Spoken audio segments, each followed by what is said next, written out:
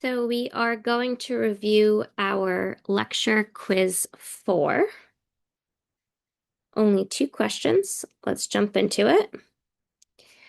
Which of the following pairs of inequalities is equivalent to the absolute value of x is greater than 4?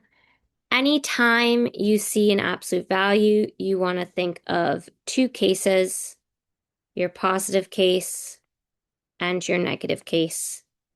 The positive case is once your absolute value is all by itself on one side, which it is in this case, you just drop the absolute value and rewrite as is. The negative case, you copy and paste the positive case, but the only difference is you multiply the right-hand side by -1.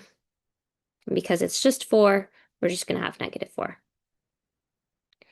And that is it. So if we wanted to look at this on a number line, from -infinity to +infinity, we're going to put in -4, +4, because there's no line underneath the inequalities. We're going to have open circles. And we're looking at x is greater than 4. So x is greater than 4. And notice how I actually made a mistake. When we're dealing with a negative case for inequality, not only are we multiplying that right-hand side by -1, but we're also flipping the inequality. Because anytime you multiply or divide by a negative, that inequality has to flip. So x is less than -4, which means this is an or statement. And so x is greater than 4, less than -4. Answer choice D. That's it. Let's move on to question 2, where we're asked to solve this inequality. Again, first step is we want to make sure the absolute value is all by itself, and it is. So now we're just going to jump into our positive and negative cases. Positive case, we just drop the absolute value completely, right as is. Negative case, we copy and paste the positive case, but then we're going to multiply the entire right-hand side by -1, so it's going to be a -10. And then we're going to flip that inequality, so now it's going to be greater than.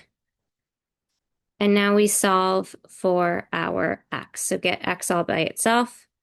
We can subtract 1 in both scenarios. So kill 2 birds with 1 stone.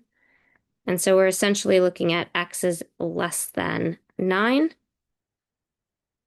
and x is greater than -11. So again, open circles because there's no lines underneath the inequalities.